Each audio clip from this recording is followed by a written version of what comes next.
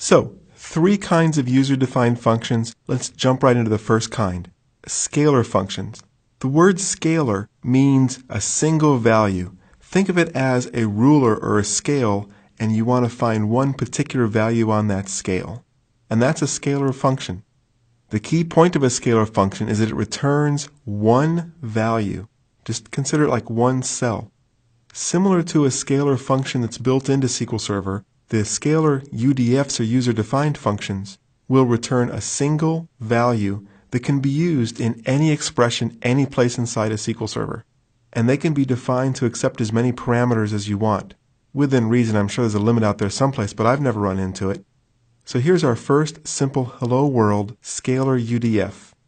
Switching over to tempdb, so it's just a throwaway function. Let me scroll down so we get some more room. The name of this function will be dbo multiply. It'll accept two parameters, a and b. Both of them are defined as a data type int for integer.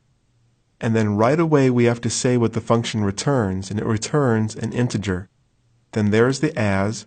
Create seems to always have an as after it. So we're creating function. Here's the name parameters. It returns an int as. Then you have to have a begin end. And the last line before the end has to be a return. And all this function is going to do is return a times b. So it just multiplies a times b. The only purpose of this is to prove out how to create a function. Create it. And then within a very simple select, that will only select the one expression that consists of this function. We're going to select dbo multiply and pass into it a 3 and a 4, and sure enough we get 12. So that's just a real simple scalar function.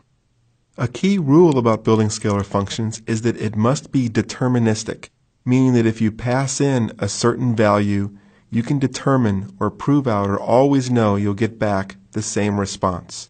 For this reason, scalar functions cannot include features such as getDate or newID or random, and they can't update the database because all of those capabilities might cause a scalar function, depending upon how it's coded, to not be deterministic. Using the obxkites database, here's a couple examples of a function. This is the function getPrice or fGetPrice, and in the obxkites database, there's actually a price history table for each product. So what this function does is allows you to say for a certain product on a certain date, what's the price? So switching to obxkites database, if we say we want to get the price for 106 using today's date, it finds the current price, $131. If we say back on May 1st, what was the price of product 1001? Let's go ahead and open up this function and see the code inside. Opening Object Explorer, navigating to the obxkites database, down to programmability, functions. Here's our scalar valued functions. Here's fGetPrice, and I'll use the modify this time. So here's the three parameters being passed into it. The first is the code, which will be used for looking up the product code.